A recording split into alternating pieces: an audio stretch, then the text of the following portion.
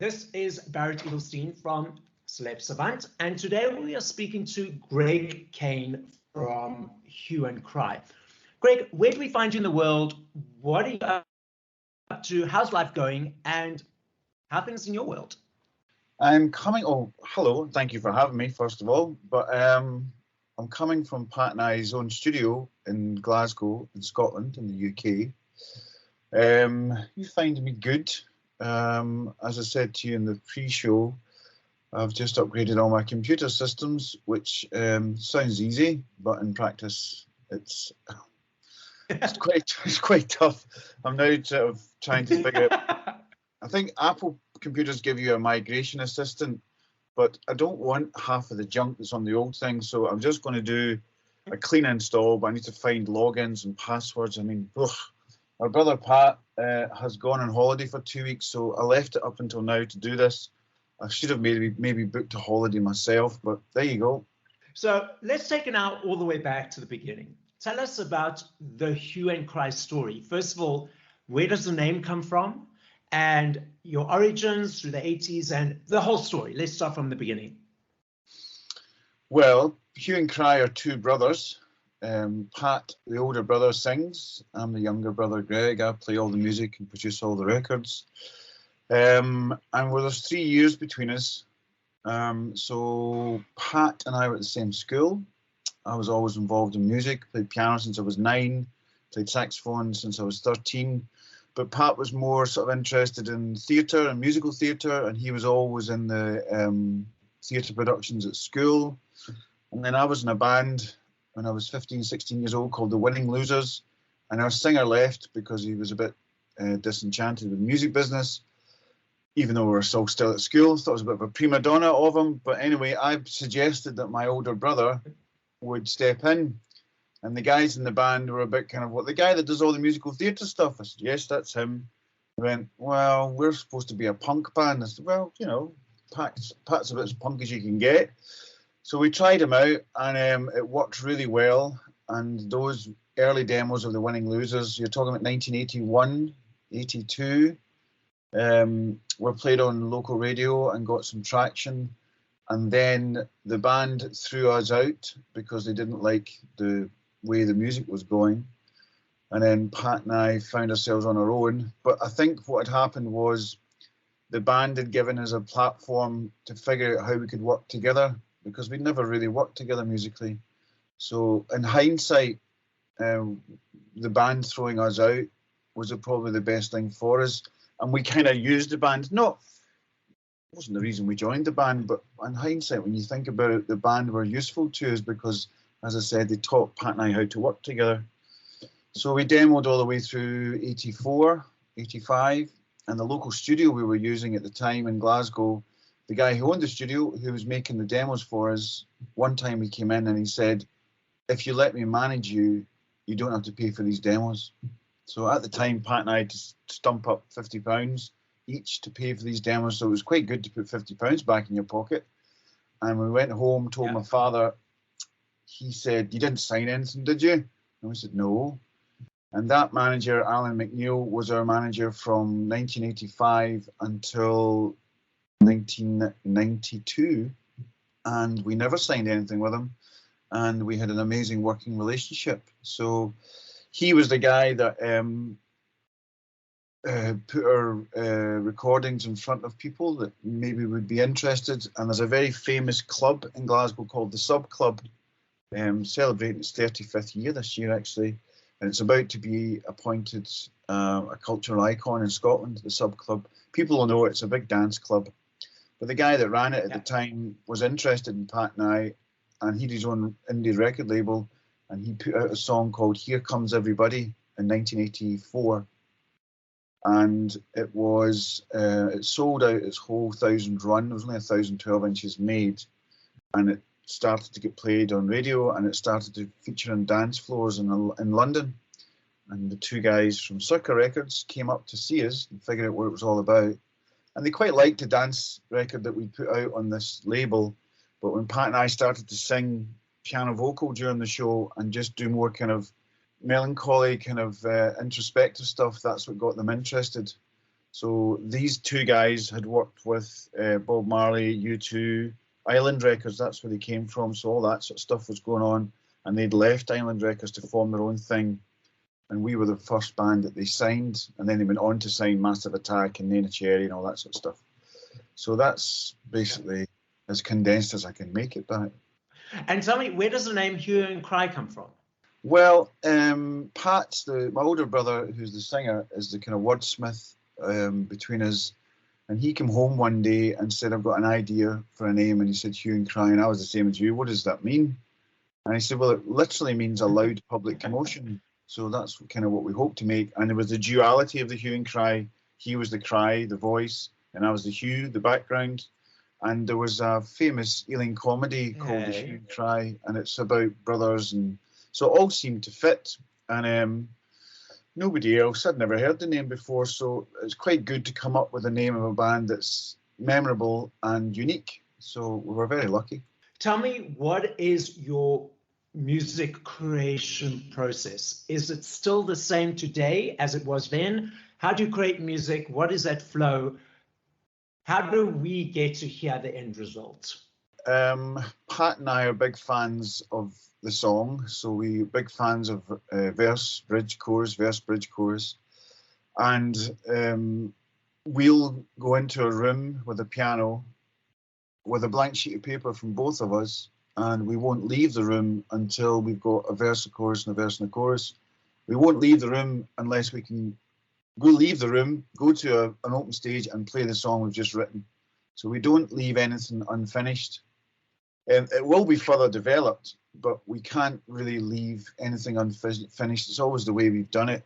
And then back then, you just record it in a dictaphone, I guess, and I'd write down the chords. Pat likes complex things, so I can't just sit down at a piano and play G, C, and D. He won't even look at me if I present him that. So it has to be a bit more complex than that. So it was quite difficult for me to remember what I was doing with these songs, and it still is. Sometimes I've got my own way of writing the chords down. Sometimes when I show my band, they say, Greg, let me see your music, and they just look at it like it's some kind of Greek or Egyptian hieroglyphics. They think, I don't understand a thing about that. But I have my own notation way of remembering the way I'm voicing it, rather than just write it down. I can read music, and I've always been able to read music, but for some reason, this way of me remembering chords has kind of evolved through the years. So put Pat and I in a room with a piano, and either 15 minutes later or 4 hours later, we'll emerge with a completed song. So that's the way we do it.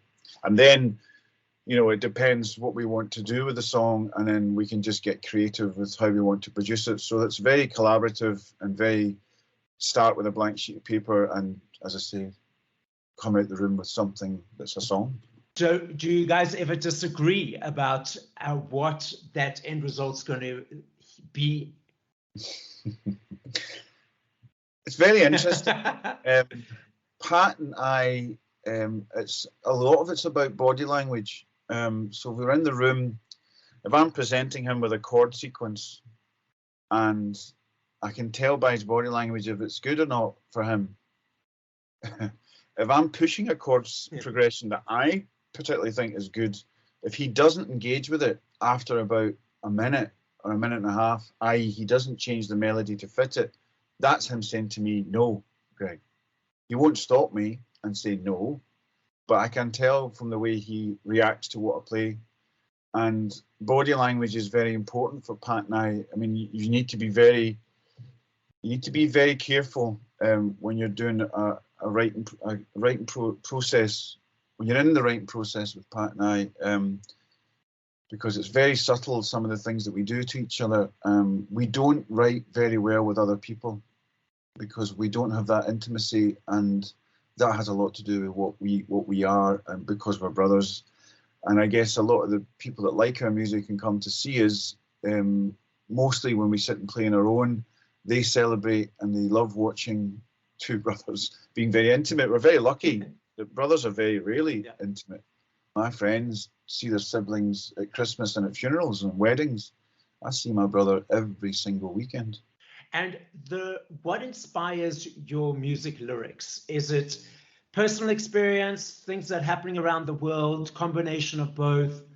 What are those words and how do they come from? I think it's a combination of both, but it's mostly our personal opinion of what's happening around us. I mean, the first big hit we had, Labour Love, in 1987, was it was all very political. We had a right-wing government that Scotland hadn't voted for, and the song was all about trying to come to terms with working class people voting for a government that doesn't really care about them. All it cares about is big business and money and free market economy. And we couldn't understand why working class people would vote for that, but they did. So the song was all about us trying to deal with understanding that. And then the other, Looking for Linda, is a song about domestic abuse. But that Pat actually met the girl and she told him the story of what happened to her.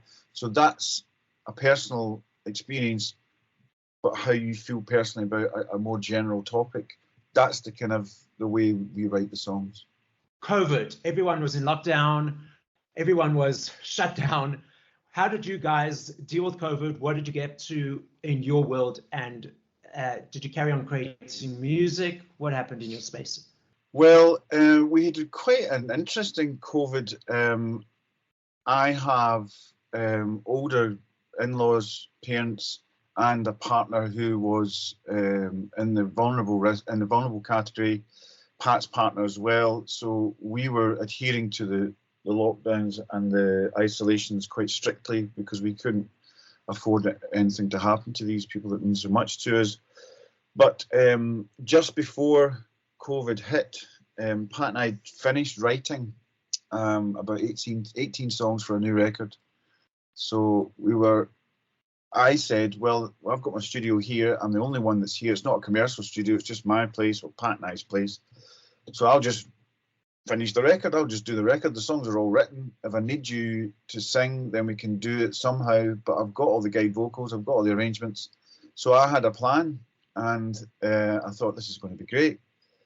But it didn't turn out that way, Barret. It turned out terrible for me creatively. We had all these songs, and I could not figure out what to do with them. And I thought, when I go and make music and produce music, it's usually in isolation. So I thought there would be no difference. But there was a huge difference because without the socializing, not that I'm a big socializer, but because I work on my own an awful lot, the times that I go out to meet friends and just experience social gatherings, I realised how important it was to me. So the whole isolation, working on my own during COVID didn't work. And my management company and my brother were getting frustrated at me, but I had to fess up and say, I don't know if it's a little bit of depression. I don't know what's going on, but I really cannot focus. And we built a fantastic studio here. I can do anything I want in this place, but I didn't want to do anything. Yeah. So we, a lot of bands were doing online YouTube performances, and they were just trying to keep their fans engaged. We went down a different route. We wanted to do concerts that you had to pay for. So we wanted to put online concerts behind a paywall. Now, everybody knows putting content behind a paywall is incredibly difficult. So we found a guy called Steve Mackin, and he's got a company called Live From Events. And Steve, his mantra is he loves to sell tickets. He'll sell raffle tickets. He'll sell gig tickets. He just loves tickets. That's his thing. I spoke to him. Okay. And he said, don't worry, Greg, we'll make this work. So we broadcast 4 concerts on this platform, and they were incredibly successful. We'd, I think, 900 to 1,000 people were logging in, paying £10 to come and see us. And they would, nothing ever went wrong. I got all the engineers to hardwire this whole place. And we had an incredible experience doing these concerts. They weren't like back to back. We'd do one concert, then wait 3 months, and then do another concert, wait 3 months, and did it that way. But we were out touring, we're out gigging just now. Pat mentions from the stage, did anybody see these online performances? And there's quite a lot of people that shout, wave their hands, say yes. So our fans have always embraced new technology, even though they're, mostly late 30s to late 50s. But Pat and I have always, even pre-Facebook, we've built online environments for Hue and Cry fans to come and just hang out, talk to Pat and I, interact with Pat and I. We had that way before Facebook, so we were always involved in that, but we'd never done a paywall before. It always been a sort of promotion type thing just to keep people engaged with what Pat and I do. But it was very successful for us. And then that meant Pat had to come up from London to Glasgow to the studio. That was quite difficult because the first twice I went down to get him and we drove up together in the car. It's a long drive. It's 400 miles there and back. But I suppose in South Africa, it's nothing to you guys, is it? It's like, no, that's not very far away at all. But for us, it is. But that was just to keep our bubble. And we kept our bubble when he was here. And then went back down to London again. And we were totally testing all the way through it. So it was a mixed bag during COVID. Creatively, these concerts were fantastic. Creatively, trying to make a new record that we'd written before COVID was a nightmare for me. And only now that's why all these new computers have been bought to try and finish this record. But I mean, I felt it was a wasted 2 years. But no, I couldn't do it. But I just didn't have the space to do it in my head. I didn't know what was wrong. And I watched other bands release records during COVID. I think Mogwai, the other Scottish band, they were quite successful. But then I watched Amy MacDonald kind of not be successful with it. And I watched Delamitri, just friends of ours, not be successful with it. So it was a bit, in a way, I'm glad we didn't release the record. I didn't finish the record and release it during COVID, because if you can't gig and tour and promote a record, it'll just disappear. It won't have any legs. You know what I mean? So yes, very frustrating generally. But don't you think that even though it was frustrating, that if you would have pushed through and tried to achieve it and tried to go ignore that part of you saying no, it wouldn't have been as authentic and organic and true to who you guys were, because there was something there stopping you. So naturally you had to listen to that. Yeah, I mean, I fought it so many times, and I didn't know what to do. And I spoke to a lot of people about it, and they said, well, is it a writer's block? I said, no, I'll sit and write you a song right now if you want. It was just getting, you can write as many songs as you want. And there's an old jazz adage which says you can play any song anyway. So when you've got a song that's written, you're trying to create a vehicle for it, i.e. make the record. And I've never had any problems with that. I mean, it's never been a bother for me. I love being creative, and I love you can be as odd as you want, but you've obviously got an eye on commercialism. You've got an eye on the platforms that this music will be consumed on, like radio and podcasts and clubs and stuff like that. You have to keep an eye on that. And then we do a lot of big festivals now, these 80s festivals, and there's 20,000 people out there in front of you in this huge stage. So you have to think about the song in that environment. How is it going to project? So I've got all these mechanisms and ways of doing it that have been done my whole career, but I couldn't seem to muster them and focus them. I didn't. I mean, I'm talking to you now and I'm thinking, why didn't I do that? Why didn't I just imagine these songs on a big stage and make them that way? So it wasn't really the writing of the songs. There's some great songs in there. I'm so proud of us. It was the creating the record that was a problem for me. You know, it was probably the energy block, because everything was literally, figuratively, and energetically shut down completely. So that energetically element or energy element is a way that you translate into the production. And because that was shut down, it affected you, which makes sense. It affected everyone in different ways. So it was just a way of accepting it, acknowledging it, and saying, okay, it's here. Let's just accept it, feel it, and then move beyond that. Yeah, I mean, Pat and I are both big fans of Prince, and I've studied Prince quite a lot of detail. And he would go into the studio and not appear for weeks until he would appear with 1999 or like Sign of the Times, or he would. But I used to think, well, how can I can channel that energy of just shutting everything off. My partner and my kids were prepared to go, right, just go and do what you need to do. But then again, when I tried that, 3 days later, I would reappear going, I'm kind of missing everybody. I'm a bit lonely, but I've suffered from loneliness in my life before. But there definitely was a big sense of loneliness. And but you're right, if the energy's was not around me or surrounding me, I found it difficult to do it. So yeah, frustrating, as I say. So we are looking forward to hearing the new songs and new album come out. So must definitely keep us updated and posted. Yes. I'm definitely looking forward to that. Now, speaking of music was vinyl, cassettes, CDs, they are now coming back into the world. Those, you know, the aesthetics of holding something is coming back. But music is consumed more in the digital world on those platforms. What is your perception of these platforms and the way the listening audience is now interacting and engaging with music? It's an interesting question, but I've got an 18-year-old stepson. So he was 18 about 2 months ago, and he said, Mum and I said to him, you know, what do you want for your 18th? And he said, a record player. I said, what, you mean a vinyl record player? Uh-huh. You haven't got any records, but I want a vinyl. Okay. So we bought him, then spent 200 quid on a really nice one from, I can't remember the name of it. And his mum and I went to a second-hand Oxfam store. The record store's a famous one in Byres Road in Glasgow. And we bought him the best of ABBA, the best of the Carpenters, you know, Bon Jovi. Yes. Hue and Cry. I could give him some Hue and Cry. And then Curiosity Killed the Cat, Go West, Elton John, Phil Collins, George Michael, all these classic 80s, 90s artists. And he absolutely loves it. He loves it. And I'm thinking, and he's going to university this year, and I said, are you taking your record player with me? He says, oh yeah. So I'm thinking, I'm scratching my head because it used to frustrate the hell out of me, a record player, but he's 18 years old. And then I concur with what Jack Black was saying a few months ago, where he made the plea to the major record companies, please open your own pressing plants. Because every time an Adele record or an Ed Sheeran record comes out, they completely take over all the pressing plants. Nobody else can get their records pressed.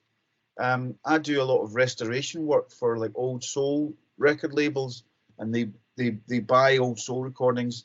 They come to me, I digitize them, restore them, take all the crackles and all the crap out of them, and then they re-release them. So their lead time now is 10 months. It's 10 months. Oh, wow. If I hand you a recording to a pressing plant and it's 10 months later, I'll get my record. So it's definitely really popular again. I'm not in that space. My son is, my partner is. When we moved into our new home, she got the listening room sorted out with her Pioneer turntable and her speakers. And really, and she stuck on the doors and told me to get out the house and sat and listened to the doors. Do you know what I mean? It's like, so there must be some. That's so funny. For me, I've got the Hue and Cry CDs. I've got them in my collection, and I still love buying the CDs. I love that action of opening the booklets and, you know, holding something. And I love that. And that's why when you were talking about your stepson wanting the vinyl, the record player, and him loving it, I got warm and fuzzy all over because I was like, yes, it's still there and it will carry on being there. I mean, I think so. I mean, what the new business model for bands is, you know, I was talking about Mogwai earlier on, the Scottish band that I know quite well. They had a #1 record in the UK a few months back, and I said to Stuart, when I met him in the pub and I congratulated him, and I said, Stuart, if you don't mind me, how many records did you actually sell? And he said, 19,000. And I said, do you know what? Labour Love was #6, didn't even get to #1, and it sold nearly 400,000. So it's a completely different playing field now. But our mantra was always, if you can find 1,000 fans that can spend £100 a year, then that's enough to make a living. And £100 a year is maybe a couple of gigs, a T-shirt, or maybe a vinyl or a CD. You don't need hundreds of thousands and millions of fans to be a successful musician nowadays. So what they call it is you super sell your super fans, and they'll be more than happy to give you the money. So that's the situation that Pat and I find ourselves in. It's a bit more than 1,000, but you just concentrate on the people that are eager to get involved in you and your music. And if other people jump on board, then that's great. Our social media followers and people has never stopped rising since we started doing this in the mid-2000s. So it's a whole different landscape. And if you want to consume your music via your phone or a record player or a CD player or going to a gig, that's your choice. As the last 2 more questions, the first one is, I'm going to be putting you on the spot right now. And that question is, of other artists, what is your top 5 songs, just off the top of your mind, your 5 favorite songs from 5 to #1? What are those songs by which artists? I'm putting you on the spot though. All right, 5 to number 1. Yeah. Definitely Mountains by Prince from his Parade album. Yes. Papa's Got a Brand New Bag by James Brown. Anything off Talking Book by Stevie Wonder. What else would I be listening to? I need to think of a ballad then, won't I? I love Fix You by Coldplay. It's a beautiful song. Love Yes, that is beautiful. Yeah. it. And High and Dry from the Bends, Radiohead. Brilliant. Brilliant 5 songs. Love it. As our podcast and our show is listened and viewed all around the world, what is your final message to our listening audience? The 57 million people that listen to all your podcasts. What a fabulous, fabulous group of people. Putting it out there that they all will be. So what's your final message to them?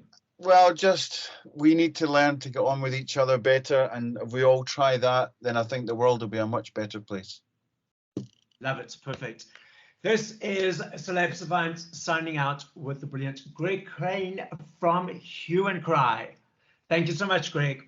Thanks, Barret.